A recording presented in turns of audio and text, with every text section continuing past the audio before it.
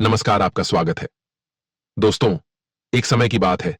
देवर्षि नारद नारायण नारायण का जाप करते हुए यमपुरी में पधारते हैं। नारद जी को आता हुआ देखकर यमराज जी अत्यंत प्रसन्न हो जाते हैं और नारद जी से कहते हैं, पधारिए देवर्षि, यमपुरी में आपका स्वागत है। आज किस प्रयोजन से यमपुरी में आपका आगमन हुआ है? अवश्य ही कोई महत्वपूर्ण समाचार लेकर आए होंगे आप। तब देवर्षि कहते हैं, हे सूर्य तनय धर्मराज, आपको भी मेरा प्रणाम है। आज मैं कोई समाचार लेकर नहीं आया हूं, किंतु आपके पास मेरी एक शंका लेकर आया हूं। कृपया आप मेरी इस शंका का समाधान कीजिए। यमराज कहते हैं, हे देवर्षि, आपके मन में जो भी शंका हो, निसंकोच होकर पूछ लीजिए। मैं अवश्य ही आपकी शंका का समाधान करने का प्रयास करूंगा। देवर्षि कहते हैं, हे धर्मराज, आज मैं आपके पास यह जानने के लिए आया हूं कि माता पिता की सेवा करने वाले मनुष्य को कौन सा पुण्य मिलता है, और जो लोग अपने माता पिता का अनादर करते हैं, उनके साथ दुर्व्यवहार करते हैं, उन्हें कौन सा दंड मिलता है। यमराज कहते हैं, हे देवर्षि, आज आपने अत्यंत महत्वपूर्ण प्रश्न किया है। इसमें समस्त मानव जाति का कल्याण छिपा हुआ है। मैं आपको माता पिता की सेवा का महत्व सुनाता हूं। इसे आप ध्यान से सुनिए। उसके पश्चात मैं आपको एक प्राचीन कथा सुनाऊंगा, जिसे सुनकर आपकी सारी शंकाएं दूर हो जाएंगी। हे देवर्षि, पिता धर्म है, पिता स्वर्ग है, और पिता ही सर्वोत्कृष्ट तपस्या है। पिता के प्रसन्न हो जाने पर संपूर्ण देवता प्रसन्न हो जाते हैं। जिस पुत्र की सेवा से माता पिता संतुष्ट रहते हैं, उस पुत्र को प्रतिदिन गंगा स्नान का पुण्य फल मिलता है। हे देवर्षि, माता सर्व तीर्थों के समान है और पिता संपूर्ण देवताओं का स्वरूप है। इसीलिए मनुष्य को सदैव ही माता पिता का पूजन करना चाहिए। जो पुत्र माता पिता की प्रदक्षिणा करता है, उसके द्वारा पृथ्वी की परिक्रमा पूर्ण हो जाती है। माता पिता को प्रणाम करते समय जिस मनुष्य के हाथ, घुटने और मस्तक पृथ्वी को स्पर्श करते हैं, वह अक्षय स्वर्ग को प्राप्त करता है। जब तक माता पिता के चरणों की धूल पुत्र के मस्तक और शरीर में लगती रहती है, तभी तक वह शुद्ध रहता है। उसके समस्त पाप नष्ट हो जाते हैं। जो पुत्र अपने माता पिता के चरणों का जल पीता है, उसके करोड़ों जन्मों के पाप नष्ट होते हैं। किंतु जो नीच पुरुष माता पिता की आज्ञा का उल्लंघन करता है, वह प्रलय के अंत तक नरक में निवास करता है। जो पापी पुत्र अपने वृद्ध, रोगी, अंधे और बहरे पिता को त्याग कर चला जाता है, वह रौरव नरक में गिराया जाता है। माता पिता का पालन पोषण न करने से समस्त पुण्यों का नाश होता है। माता पिता की सेवा न करके यदि पुत्र तीर्थ और देवताओं का भी पूजन करे, तो भी उसे फल नहीं मिलता है। हे देवर्षि, माता पिता की सेवा के संदर्भ में एक प्राचीन इतिहास कहा जाता है, जो मैं आपको सुनाता हूं। जो भी इस प्राचीन कथा का श्रवण करता है, उसके जन्मों के कोटि कोटि पाप नष्ट होते हैं, और मैं उसके अनंत अपराध क्षमा कर देता हूं। इसीलिए आप इस कथा को ध्यान से पूरा जरूर सुनिए। देवर्षि कहते हैं, हे धर्मराज, मैं इस कथा को पूरा अवश्य सुनूंगा। कृपया आप मुझे वह कथा अवश्य सुनाइए। दोस्तों, आगे बढ़ने से पहले अगर आप भी अपने माता पिता से प्रेम करते हैं, तो वीडियो को लाइक जरूर करें और कमेंट में जय श्री हरि विष्णु अवश्य लिखें। अब यमराज नारद जी को वह महान कथा सुनाने लगते हैं। हे देवर्षि नारद, पूर्वकाल की बात है। मध्य देश में एक अत्यंत शोभायमान नगरी थी। उस नगरी में नरोत्तम नाम से प्रसिद्ध एक ब्राह्मण रहता था। वह अपने माता पिता का अनादर करके उन्हें अकेला छोड़कर तीर्थ स्थान के लिए निकल पड़ता है। उस ब्राह्मण में चमत्कारिक ज्ञान और अद्भुत शक्ति थी। जब भी वह तीर्थों में स्नान करके बाहर निकलता, तो उसके वस्त्र आकाश में ही सूखते थे, और इस अद्भुत शक्ति पर उसके मन में बड़ा अहंकार हो गया था। वह समझने लगा था कि मेरे समान पुण्यात्मा और महायशस्वी दूसरा कोई नहीं है। फिर एक दिन वह स्नान करके ऊपर की ओर देखते हुए चल रहा था। उसके वस्त्र भी आकाश में सूख रहे थे। इतने में ही एक बगले ने उसके मुंह पर बीट कर दिया। इस बात से उस ब्राह्मण को बड़ा क्रोध आ गया, और उसने उस बगले को भस्म होने का श्राप दे दिया। श्राप के प्रभाव से वह बगला मरकर जमीन पर आकर गिर पड़ा। उस बगले की मृत्यु होते ही उस नरोत्तम के भीतर महामोह ने प्रवेश कर लिया। उस ब्राह्मण को अपनी शक्ति पर बड़ा घमंड हो गया, और फिर उसी पाप के कारण ब्राह्मण के वस्त्र जो आकाश में उड़ रहे थे, जमीन पर गिर पड़े, और फिर अब उसके वस्त्र आकाश में नहीं ठहरते थे। अपनी शक्ति को खोकर उस ब्राह्मण को बड़ा दुख हुआ और वह शोक करने लगा। तब अचानक से आकाश से एक आकाशवाणी सुनाई दी, हे ब्राह्मण, अब तुम परम धर्मात्मा मुख चांडाल के पास जाओ। वहां पर जाने से तुम्हें धर्म का ज्ञान होगा। उस चांडाल के वचन तुम्हारे लिए कल्याणकारी होंगे। यह आकाशवाणी सुनते ही ब्राह्मण मुख चांडाल की घर की तरफ जाने लगा। जब वह उस मुख चांडाल के घर पर पहुंचा तो उसने देखा कि वह चांडाल सब प्रकार से अपने माता पिता की सेवा में लगा है। ठंड के दिनों में वह चांडाल अपने माता पिता के स्नान के लिए गर्म जल देता, उनके शरीर पर तेल लगाता था, उन्हें रुईदार गर्म कपड़े पहनाता था, प्रतिदिन उन्हें मिष्ठान भोजन परोसता था और सुगंधित माला पहनकर उनका आदर सत्कार करता था। गर्मी के मौसम में वह प्रतिदिन माता पिता को पंखा झलता था। इस प्रकार से रोज मां पिता की सेवा करके ही वह भोजन किया करता था। इन्हीं पुण्य कर्मों के कारण उस चांडाल का घर आकाश में तरंगता था। उस घर को किसी खंबे का आधार भी नहीं था, मानो वह घर आकाश में उड़ रहा हो। साक्षात भगवान विष्णु ब्राह्मण का वेश धारण करके उस चांडाल के घर में विचरण कर रहे थे, जिससे उस चांडाल के घर की शोभा बढ़ रही थी। यह सब विचित्र प्रकार देखकर उस नरोत्तम ब्राह्मण को बड़ा विस्मय हुआ। उसने उस मुख चांडाल से कहा, हे चांडाल, तुम मेरे पास आओ, मैं तुम्हें कुछ धर्म की बात पूछना चाहता हूं, जिसका तुम ठीक ठीक से उत्तर दो। फिर वह मुख चांडाल बोला, हे विप्रवर, इस समय मैं अपने माता पिता की सेवा कर रहा हूं, उन्हें छोड़कर मैं आपके पास नहीं आ सकता। मेरे लिए मेरे माता पिता से बढ़कर कोई और नहीं है, माता पिता ही मेरे भगवान हैं। यदि मैं उनकी सेवा करना छोड़कर चला जाऊं तो मुझे महापाप लगेगा। इसीलिए मेरे माता पिता की सेवा करने के बाद ही मैं आपसे मिल सकता हूं। इसीलिए आप थोड़ी देर तक द्वार पर ठहरिए, मैं आपका अतिथि सत्कार करूंगा। उस मुख चांडाल के इतना कहते ही नरोत्तम ब्राह्मण आगबूला हो गया और बोला, हे चांडाल, मुझ ब्राह्मण की सेवा करना छोड़कर दूसरा कौन सा कार्य बड़ा हो सकता है। फिर वह मुख चांडाल बोला, हे ब्राह्मण देवता, क्यों गुस्सा कर रहे हो? मैं वह बगला नहीं हूं जिसे आपने श्राप देकर भस्म कर डाला। बगले पर आपका श्राप प्रभाव डाल सकता है, किंतु मुझ पर नहीं। अब आपकी धोती न तो आकाश में सूखती है और न ठहर पाती है, इसीलिए आप आकाशवाणी सुनकर मेरे पास आए हैं। थोड़ी देर रुकिए, मैं आपके प्रश्न का उत्तर अवश्य दूंगा, अन्यथा आप उस पतिव्रता स्त्री के पास जाइए। उस पतिव्रता स्त्री का दर्शन करने पर ही आपका कार्य सिद्ध हो जाएगा। यमराज कहते हैं, उसके पश्चात जो भगवान विष्णु ब्राह्मण का रूप धारण करके चांडाल के घर में बैठे हुए थे, उन्होंने बाहर आकर उस नरोत्तम ब्राह्मण से कहा, हे विप्रवर, चलिए मैं आपको उस पतिव्रता देवी के घर लेकर चलता हूं। फिर उस नरोत्तम ब्राह्मण ने कुछ देर तक विचार किया और उस ब्राह्मण के साथ चल पड़ा, जो साक्षात भगवान विष्णु ही थे। पतिव्रता की घर की तरफ जाते समय रास्ते में उस नरोत्तम ब्राह्मण ने उस ब्राह्मण रूपी भगवान से पूछा, हे विप्रवर, आप ब्राह्मण होते हुए भी इस चांडाल के घर में किस लिए निवास करते हैं? ब्राह्मण रूपी भगवान विष्णु ने कहा, हे विप्रवर, इस समय तुम्हारा हृदय शुद्ध नहीं है, तुम्हारे मन में क्रोध और द्वेष है, इसीलिए तुम पहले उस पतिव्रता का दर्शन करो, उसके बाद तुम मुझे ठीक से जान सकोगे। नरोत्तम ब्राह्मण ने पूछा, हे महात्मा, वह पतिव्रता कौन है? उसका शास्त्र ज्ञान कितना बड़ा है और किस कारण से मैं उसके पास जा रहा हूं, कृपया मुझे बतलाइए। ब्राह्मण रूपी भगवान बोले, हे नरोत्तम, नदियों में गंगा जी श्रेष्ठ है और स्त्रियों में पतिव्रता स्त्री ही श्रेष्ठ है। जो पतिव्रता नारी प्रतिदिन अपने पति की सेवा करती है, उसकी आज्ञा का पालन करती है, वह अपने पिता के कुल और पति के कुल दोनों कुलों के 100-100 पीढ़ियों का उद्धार कर देती है। फिर नरोत्तम ब्राह्मण ने पूछा, हे द्विज श्रेष्ठ, कौन सी स्त्री पतिव्रता होती है? पतिव्रता का क्या लक्षण है? कृपया आप मुझे ठीक से समझाइए। ब्राह्मण रूपी भगवान बोले, हे ब्राह्मण, जो स्त्री पुत्र से 100 गुना अधिक स्नेह से पति की आराधना करती है, राजा के समान पति की आज्ञा का पालन करती है, पति को भगवान का स्वरूप समझती है, वह पतिव्रता है। जो गृह कार्य करने में दक्ष, रमण काल में वेश्या और भोजन बनाने के समय माता के समान आचरण करती है, और जो विपत्ति में अपने पति को उचित सलाह देकर एक मंत्री का काम करती है, वह स्त्री पतिव्रता मानी गई है। जो स्त्री मन, वाणी और शरीर से पति की आज्ञा का पालन करती है, उसी को पतिव्रता समझना चाहिए।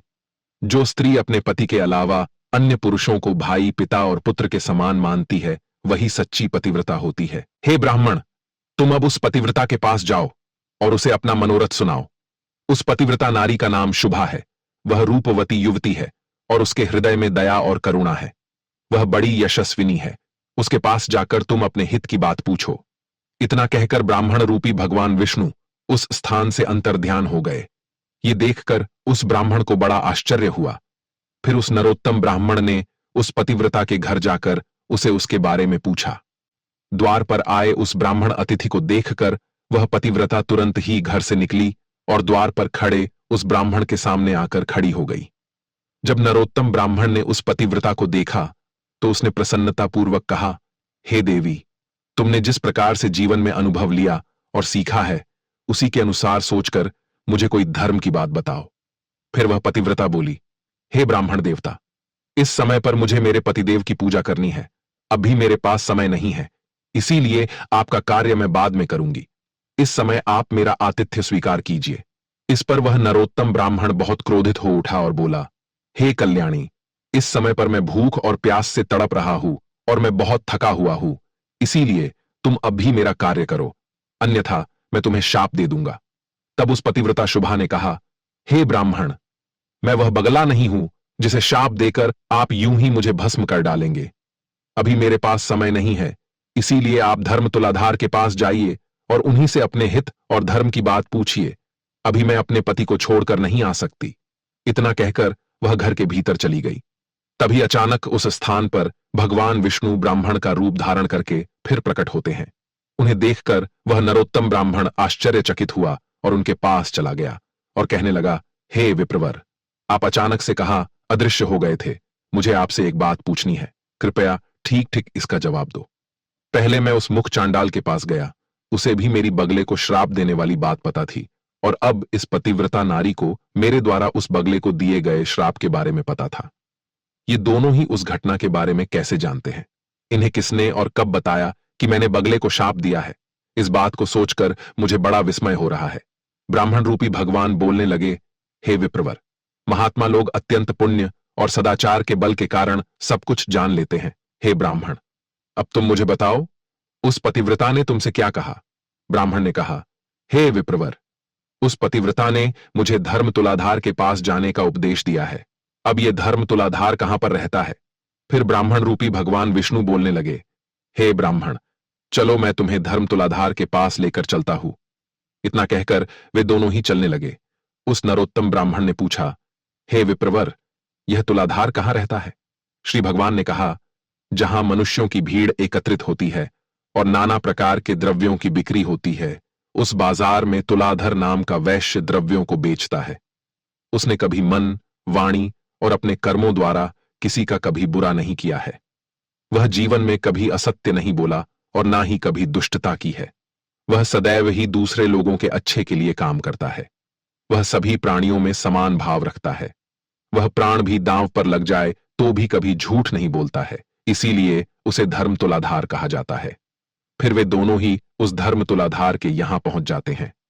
नरोत्तम ब्राह्मण ने उस तुलाधार को देखा जो नाना प्रकार की वस्तुओं को बेच रहा था। वह अन्य लोगों से बिक्री की वस्तुओं के संबंध में बातें कर रहा था। बहुत से स्त्री और पुरुष चारों ओर से उसे घेर कर खड़े थे। उस नरोत्तम ब्राह्मण को वहां पर खड़ा हुआ देखकर उस तुलाधार ने मधुर वाणी में पूछा, हे ब्राह्मण, आज यहां पर आपका कैसे आगमन हुआ है? नरोत्तम ब्राह्मण ने कहा, हे तुलाधार, मुझे तुमसे धर्म का उपदेश सुनना है, इसीलिए धर्म का उपदेश सुनने के लिए मैं तुम्हारे पास आया हूं। वह तुलाधार बोला, हे विप्रवर, जब तक मेरे पास यह लोग रहेंगे तब तक मैं निश्चिंत नहीं हो सकूंगा। इसीलिए अब आपसे बात करने के लिए मेरे पास समय नहीं है। आपसे मेरा यही अनुरोध है कि आप अब धर्माकर के पास जाइए। वही आपको समझाएगा कि आपके द्वारा उस बगले को शाप देने से आपको कौन सा दोष लगा और किस कारण से आपकी धोती अब आकाश में नहीं सूखती है। इन सभी प्रश्नों का उत्तर आपको वही धर्माकर ही दे सकता है। उस धर्माकर का नाम अद्रोहक है। वे बड़े सज्जन हैं। आप उन्हीं के पास जाइए, उन्हीं के उपदेश से आपकी कामना सफल हो जाएगी। इतना कहकर वह तुलाधार खरीदी बिक्री में लग गया। फिर उस नरोत्तम ब्राह्मण ने ब्राह्मण रूपधारी भगवान विष्णु से पूछा, हे विप्रवर, इस तुलाधार को भी मेरे बारे में पता है और अब उसने मुझे अद्रोहक के पास जाने का उपदेश दिया है। इसीलिए अब मैं उस अद्रोहक के पास जाऊंगा, लेकिन मुझे उस अद्रोहक का घर पता नहीं है। ब्राह्मण रूपधारी भगवान विष्णु ने कहा, हे ब्राह्मण, चलो मैं तुम्हें उस अद्रोहक के घर की तरफ लेकर चलता हूं। फिर वे दोनों ही मार्ग पर चलने लगे। तब उस नरोत्तम ब्राह्मण ने भगवान विष्णु से पूछा, हे विप्रवर, यह तुलाधार न तो देवताओं की पूजा करता है, न ही ऋषियों की पूजा करता है और न अपने पितरों का तर्पण करता है, फिर भी इसे मेरे बारे में कैसे पता है? मैंने उस बगले को शाप दिया, वह बात यह तुलाधार कैसे जानता है? मुझे बड़ा आश्चर्य हो रहा है। कृपया आप इन सब का कारण बताइए। ब्राह्मण रूपधारी भगवान विष्णु बोले, हे ब्राह्मण, उस तुलाधार ने सत्य और समता से तीनों लोकों को जीत लिया है। वह सदैव सत्य के साथ खड़ा रहता है, कभी दूसरों के साथ विश्वासघात नहीं करता है, और इसी सत्य के कारण समस्त देवता, पितृ और ऋषिगण उससे संतुष्ट रहते हैं। वह तुलाधार इन्हीं गुणों के कारण भूत और भविष्य की बातें जानता है। सत्य से बढ़कर कोई धर्म नहीं है और झूठ से बढ़कर दूसरा कोई पाप नहीं है। जो पुरुष पाप से रहित है और जिसका चित्त अपने पराये, मित्र, शत्रु सभी के लिए समान है, वह किसी के साथ भेदभाव नहीं करता है, उसके सब पापों का नाश होता है। जो सभी के साथ समान व्यवहार करता है, उसके अंदर भगवान का वास होता है। जो इस प्रकार से सत्य के मार्ग पर चलकर सभी के साथ समान व्यवहार करता है, अपना पराया नहीं करता है, वह अपनी अनेकों पीढ़ियों का उद्धार कर देता है। जिसके अंदर सत्य होता है और जिसका स्वभाव सरल होता है, जो कभी भेदभाव नहीं करता है, वह साक्षात धर्म का ही स्वरूप होता है। इसी कारण से वह तुलाधार तुम्हारे बारे में जानता है। फिर उस नरोत्तम ब्राह्मण ने कहा, हे विप्रवर, आपकी कृपा से मुझे तुलाधार के सर्वज्ञ होने का कारण पता चल गया है। अब आप मुझे उस अद्रोहक के बारे में बताइए। वह कौन है और किस कारण से वह प्रसिद्ध है? ब्राह्मण रूपी भगवान विष्णु बोलने लगे, हे ब्राह्मण, अब मैं तुम्हें अद्रोहक का इतिहास सुनाता हूं, इसे ध्यान से सुनो। पूर्व काल की बात है, एक राजा की पुत्री थी जो बड़ी ही सुंदर और जवान थी। वह कामदेव की पत्नी रति और इंद्र की पत्नी शची के समान अत्यंत मनमोहक रूप वाली सुंदर थी। एक राजकुमार उस स्त्री से अपने प्राणों से भी अधिक प्रेम करते थे। उस राजकुमार ने उस राजा की पुत्री के साथ विवाह किया। उस स्त्री का नाम भी सुंदरी ही था। एक दिन राजकुमार को किसी महत्वपूर्ण कार्य के लिए अचानक ही बाहर देश जाना पड़ गया। उस राजकुमार ने मन ही मन सोचा, मैं अपने प्राणों से बढ़कर मेरी प्यारी पत्नी को किस स्थान पर रखूं, जिससे कोई इसका अपहरण न कर सके, जिससे इसके सतीत्व की रक्षा हो सके। इस विषय में उस राजकुमार ने बहुत देर तक विचार किया और उसने सोचा कि केवल धर्मात्मा अद्रोहक ही मेरी पत्नी के सतीत्व की रक्षा कर सकते हैं। इसीलिए वह राजकुमार अपनी रूपवान पत्नी को लेकर उस अद्रोहक के घर पर गए और उन्होंने अद्रोहक के सामने उसकी पत्नी की रक्षा करने का प्रस्ताव रखा। राजकुमार की बात सुनकर अद्रोहक को बड़ा आश्चर्य हुआ।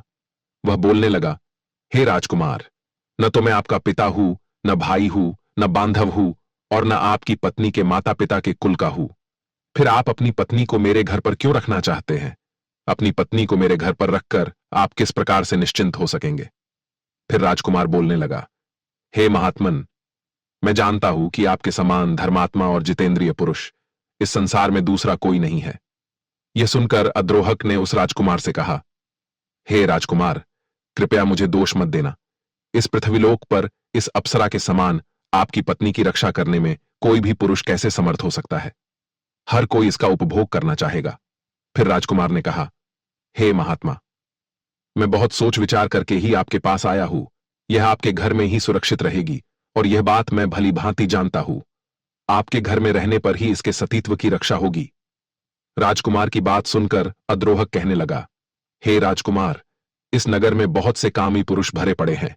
यहां पर किसी सुंदरी स्त्री के सतीत्व की रक्षा कैसे हो सकती है? वह राजकुमार पुनः बोला, हे महात्मा, जैसे भी हो, मेरी पत्नी आपके ही पास सुरक्षित रहेगी। आप इसकी रक्षा कीजिए। अब मैं जाता हूं, मुझे आप पर पूर्ण विश्वास है।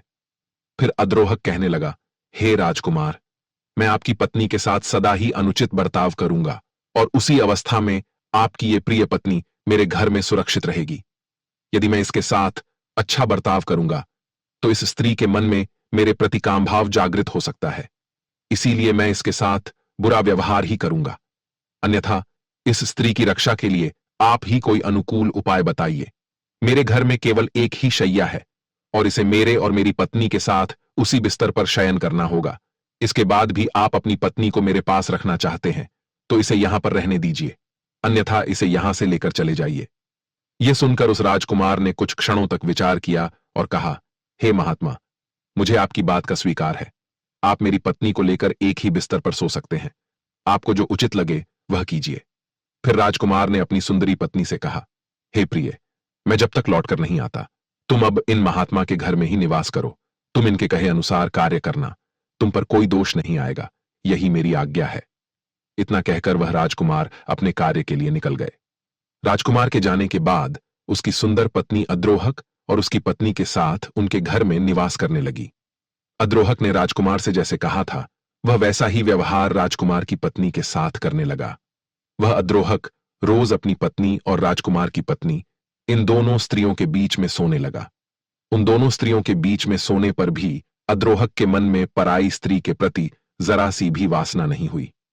केवल उसकी पत्नी के स्पर्श से ही उसके मन में काम भोग की इच्छा होती थी। राजकुमार की पत्नी के अंगों का स्पर्श भी उस अद्रोहक को होता था, किंतु फिर भी उसके मन में राजकुमार की पत्नी के लिए कोई भावना जागृत नहीं हुई।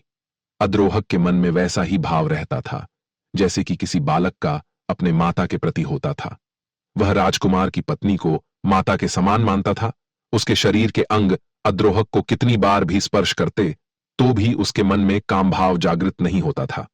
इस प्रकार से रोज वह उन दो स्त्रियों के साथ एक ही बिस्तर पर सोने लगा, लेकिन कभी भी उसने राजकुमार की पत्नी को स्पर्श नहीं किया।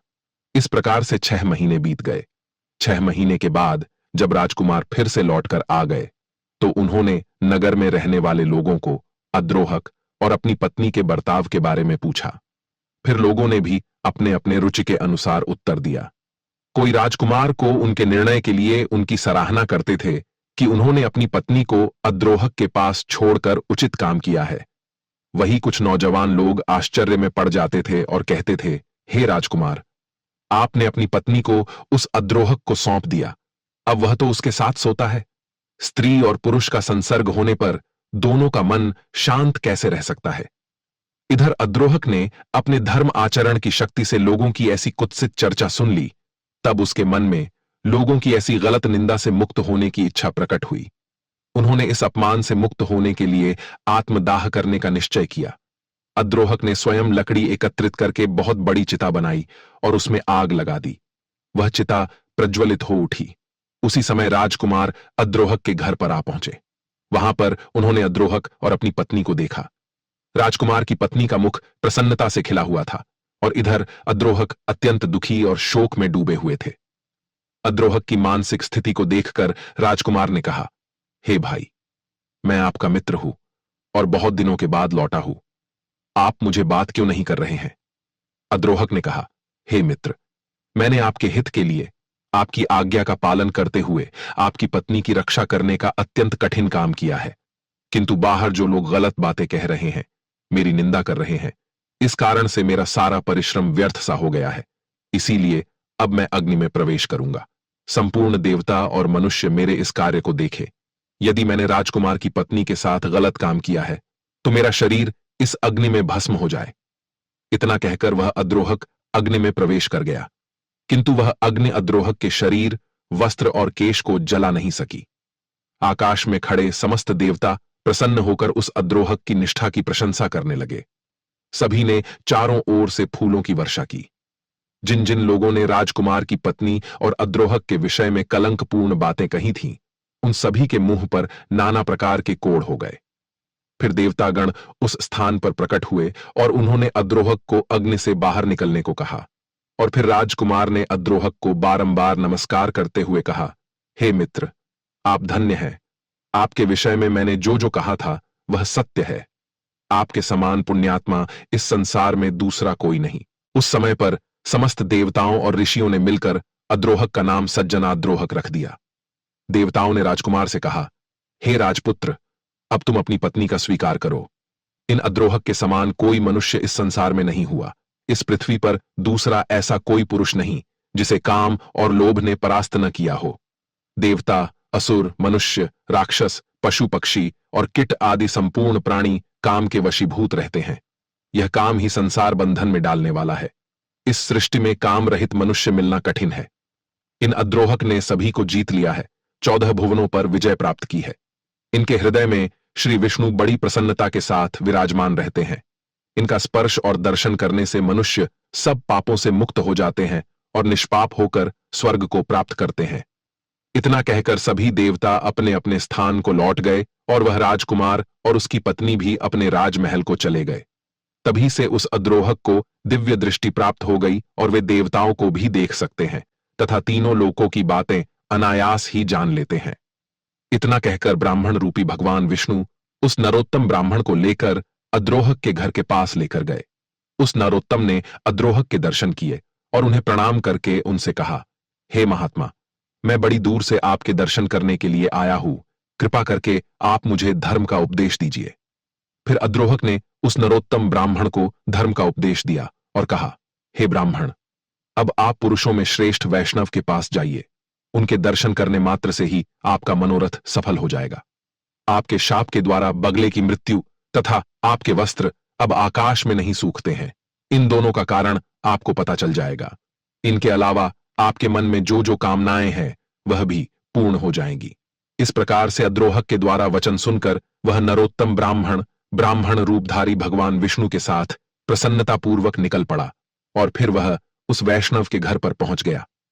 वहां पहुंचने के बाद उसने सामने खड़े हुए शुद्ध हृदय वाले एक तेजस्वी पुरुष को देखा, जो समस्त शुद्ध लक्षणों से संपन्न एवं अपने तेज से देदीप्यमान दिखाई पड़ रहा था। फिर नरोत्तम ब्राह्मण ने उस वैष्णव से कहा, हे महात्मन, मैं बड़े दूर से आपके पास आया हूं, कृपया आप मेरे लिए जो जो कार्य उचित है उसका उपदेश दीजिए तथा मुझे धर्म का ज्ञान दीजिए। उस वैष्णव ने कहा, हे ब्राह्मण, मैं देख रहा हूं कि देवताओं में श्रेष्ठ भगवान विष्णु तुम पर प्रसन्न है। इस समय उनके दर्शन करके मुझे बड़ी प्रसन्नता हो रही है। आज तुम्हारा मनोरथ सफल होगा। तुम्हारे साथ आज भगवान विष्णु मेरे घर पर पधारे हैं। फिर उस नरोत्तम ब्राह्मण ने कहा, हे वैष्णव, कहाँ है भगवान विष्णु? कृपया मुझे उनके दर्शन कराइए। वैष्णव ने कहा, हे ब्राह्मण, भगवान विष्णु तो तुम्हारे पास ही खड़े हैं, तुम अपना मस्तक झुकाकर कर उन्हें प्रणाम करो। फिर जब उस नरोत्तम ब्राह्मण ने अपनी मन की आंखें खोलकर शुद्ध भाव से देखा तो साक्षात भगवान विष्णु उसके सामने खड़े थे। तब उस ब्राह्मण ने अपने हाथ जोड़कर भगवान विष्णु को प्रणाम किया और कहने लगा, हे देवेश्वर, अब मुझ पर प्रसन्न होइए। आप इतने समय तक मेरे साथ ही चल रहे थे, मुझे मार्ग दिखा रहे थे, किंतु मैंने आपको नहीं पहचाना। हे प्रभु, अब मेरे मन में किसी चीज को पाने की अभिलाषा नहीं है। अब इस लोक और परलोक में मैं आपका किंकर बना रहूंगा। भगवान विष्णु बोले, हे ब्राह्मण, तुम्हारे ऊपर मेरा प्रेम सदा ही बना रहता है। मैंने स्नेहवश ही तुम्हें पुण्यात्माओं का दर्शन कराया है। पुण्यवान महात्माओं के एक बार भी दर्शन, स्पर्श, ध्यान एवं नामोच्चारण करने से तथा उनके साथ बात करने से मनुष्य को स्वर्ग का सुख प्राप्त होता है।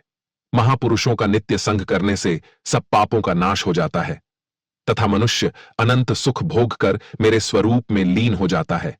हे ब्राह्मण, तुम मेरे भक्त हो और तीर्थ स्वरूप हो, किंतु तुमने बगले की मृत्यु के लिए जो श्राप दिया था उसके दोष से छुटकारा दिलाने के लिए मैंने ही आकाशवाणी के द्वारा तुम्हें कहा कि तुम मुख चांडाल के पास जाओ। उस मुख चांडाल के दर्शन करके तुमने देखा ही था कि वह किस प्रकार से अपने माता पिता का पूजन करता था। उन सभी महात्माओं के दर्शन करके आज तुम मेरे मंदिर में आए हो। करोड़ों जन्मों के बाद जिस मनुष्य के पापों का नाश होता है वही मनुष्य मेरा दर्शन कर पाता है, जिससे उसे मोक्ष की प्राप्ति होती है। हे वत्स, मेरी ही इच्छा से आज तुमको मेरा दर्शन हुआ है, इसीलिए तुम्हारे मन में जो इच्छा हो उसके अनुसार मुझसे वरदान मांग लो। वह नरोत्तम ब्राह्मण बोला, हे प्रभु, मेरा मन सदैव ही आपके ही ध्यान में लगा रहता है। संपूर्ण लोकों के स्वामी आप ही हैं, आपके सिवा कोई भी दूसरी वस्तु मुझे प्रिय नहीं है। भगवान विष्णु ने कहा, हे निष्पाप ब्राह्मण, तुम्हारी बुद्धि में सदैव ही ऐसे उत्तम विचार आते हैं, इसीलिए तुम मेरे धाम में आकर दिव्य भोगों का उपभोग करोगे। किंतु तुम्हारे माता पिता तुमसे आदर नहीं पा रहे हैं, इसीलिए तुम जाकर पहले अपने माता पिता की पूजा करो, उसके बाद ही तुम्हें वैकुंठ में स्थान प्राप्त हो सकता है। उनके दुखपूर्वक जीवन और क्रोध से तुम्हारी तपस्या प्रतिदिन नष्ट हो रही है। जिस पुत्र के ऊपर सदा ही माता पिता का कोप रहता है उसे नरक में पड़ने से कोई भी नहीं रोक सकता। इसीलिए तुम माता पिता के पास जाओ और यत्नपूर्वक उनकी सेवा करो, उनकी पूजा करो, तभी तुम्हें मोक्ष प्राप्त होगा। भगवान विष्णु के द्वारा इस प्रकार से कहने पर वह नरोत्तम ब्राह्मण कहने लगा, हे प्रभु, यदि आप मुझ पर प्रसन्न हैं तो मुझे अपने स्वरूप का दर्शन कराइए। तब भगवान विष्णु ने कहा, तथास्तु, और फिर उन्होंने अपने शंख चक्र, गदा और पद्म धारण किए हुए स्वरूप का दर्शन नरोत्तम को करा दिया। फिर ब्राह्मण भगवान विष्णु के अप्रतिम और अत्यंत सुंदर रूप को देखकर उन्हें बारंबार प्रणाम करने लगा और कहने लगा, हे जगदीश्वर, आज मेरा जन्म सफल हुआ, आज मेरे नेत्र कल्याणमय हो गए, आज मैं धन्य हो गया, इस समय मेरे सभी मनोरथ सफल हुए। किंतु हे प्रभु, मेरे मन में केवल एक शंका है, कृपया आप उसका समाधान कीजिए। हे प्रभु, उस मुख चांडाल, पतिव्रता स्त्री, अद्रोहक आदि के विषय में सोचकर मुझे बड़ा विस्मय हो रहा है। भला वे लोग दूर रहकर भी मेरे बारे में कैसे जानते थे? उन्हें कैसे पता चला कि मैंने उस बगले को श्राप दिया है तथा मेरे वस्त्र अब आकाश में नहीं सूखते हैं? इन सब बातों का यथार्थ क्या है? कृपया मुझ पर अनुग्रह करके बताइए। तब भगवान विष्णु ने कहा, हे वत्स, वह मुख चांडाल सदा अपने माता पिता में भक्ति रखता था। वह शुभा पतिव्रता नारी थी। वह तुलाधार सत्यवादी था और सभी लोगों के प्रति समान भाव रखता था। अद्रोहक ने लोभ और काम पर विजय पाई है और यह वैष्णव मेरा अनन्य भक्त है। इन्हीं सद्गुणों के कारण मैं प्रसन्न होकर इन सभी के घर में निवास करता हूं। मेरे साथ सरस्वती और लक्ष्मी भी इनके यहां मौजूद रहती है। वह मुख चांडाल सभी का कल्याण करने वाला है, इसीलिए देवता उसे ब्राह्मण मानते हैं। पुण्य कर्म द्वारा मुख चांडाल की समानता करने वाला संसार में दूसरा कोई नहीं है। वह सदा माता पिता की भक्ति में संलग्न रहता है। उसने अपने माता पिता की भक्ति करके तीनों लोकों को जीत लिया है। उसकी माता पिता के प्रति भक्ति देखकर मैं बहुत संतुष्ट रहता हूं, इसीलिए उसके घर के भीतर मैं ब्राह्मण का रूप धारण करके निवास करता हूं। इसी प्रकार से मैं उस पतिव्रता के, तुलाधार के, अद्रोहक के और इस वैष्णव के घर में सदा निवास करता हूं। एक क्षण के लिए भी मैं इनका घर नहीं छोड़ता। जो पुण्यात्मा है वे ही मेरा प्रतिदिन दर्शन पाते हैं।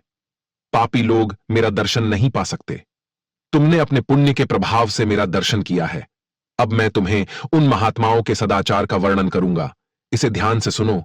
इस वर्णन को सुनकर मनुष्य जन्म और मृत्यु के बंधन से सर्वथा मुक्त हो जाता है। हे वत्स, देवताओं में भी पिता और माता से बढ़कर तीर्थ नहीं है। जिसने माता और पिता की आराधना की है वह पुरुषों में श्रेष्ठ है। वह मेरे हृदय में रहता है और मैं उसके हृदय में। हम दोनों में कोई अंतर नहीं रह जाता। इहलोक में और परलोक में वह मेरे समान ही पूज्य है। वह अपने समस्त बंधु बांधवों के साथ मेरे रमणीय वैकुंठ धाम में पहुंचकर मुझ में ही लीन हो जाता है। माता पिता की आराधना के बल से ही वह मुख चांडाल तीनों लोकों की बातें जानता है। इस प्रकार से भगवान के वचन सुनकर वह मुख चांडाल बोला, हे जगदीश्वर, मोह और अज्ञानवश यदि किसी ने माता और पिता की आराधना नहीं की हो और फिर यदि उसे भले बुरे का ज्ञान हो जाए और वह माता पिता की सेवा करना चाहे तो उसके लिए क्या कर्तव्य है?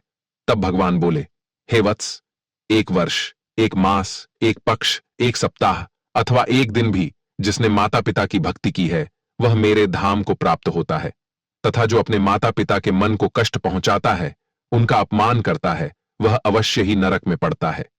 यदि किसी ने अज्ञानवश अपने माता पिता की सेवा न की हो तो उसे उनकी मृत्यु के पश्चात एक सांड छोड़ना चाहिए। इससे उसे पितृभक्ति का फल मिल जाता है। जो बुद्धिमान पुत्र अपना सर्वस्व लगाकर माता पिता का श्राद्ध करता है वह पूर्व जन्म की बातों का स्मरण करने वाला बन जाता है। उसे पितृभक्ति का पूरा फल मिलता है। श्राद्ध से बढ़कर महान यज्ञ तीनों लोकों में दूसरा कोई नहीं है। इसमें जो कुछ भी दान दिया जाता है वह सब अक्षय होता है। दूसरों को जो दान दिया जाता है उसका फल 10,000 गुना होता है। फिर वह नरोत्तम ब्राह्मण कहने लगा, हे प्रभु, आपने पिता के लिए किए जाने वाले श्राद्ध के बारे में बताया। कृपया अब मुझे बताइए कि पुत्र को पिता के जीते जी क्या करना चाहिए? कौन सा कर्म करके बुद्धिमान पुत्र को परम कल्याण की प्राप्ति हो सकती है? भगवान विष्णु बोले, हे वत्स, पिता को देवता के समान समझकर उनकी पूजा करनी चाहिए और पुत्र की भांति उन पर स्नेह रखना चाहिए। कभी मन से भी उनकी आज्ञा का उल्लंघन नहीं करना चाहिए। जो पुत्र रोगी पिता की सेवा करता है उसे अक्षय स्वर्ग की प्राप्ति होती है। पिता जब मरणासन्न होकर मृत्यु के लक्षण देख रहे हो उस समय भी उनका पूजन करके पुत्र देवताओं के समान हो जाता है। पिता की सद्गति के लिए विधिपूर्वक उपवास करने से जो भी लाभ होता है वह 1000 अश्वमेध और 100 राजसूय यज्ञ करने के बराबर होता है। यमराज जी नारद जी से कहते हैं, हे देवर्षि, अब मैंने आपको माता पिता की सेवा के विषय में संपूर्ण ज्ञान दिया है। देवर्षि कहते हैं, हे धर्मराज, आज आपने मुझे माता पिता के संबंध में उत्तम ज्ञान दिया है, इसके लिए मैं आपका आभारी हूं। अब मैं इस ज्ञान का प्रचार तीनों लोकों में करूंगा। तो दोस्तों, उम्मीद है आपको यह जानकारी अच्छी लगी होगी। वीडियो को लाइक जरूर करें और कमेंट में जय श्री हरि विष्णु अवश्य लिखें। साथ ही चैनल को सब्सक्राइब करें। आप सभी का धन्यवाद।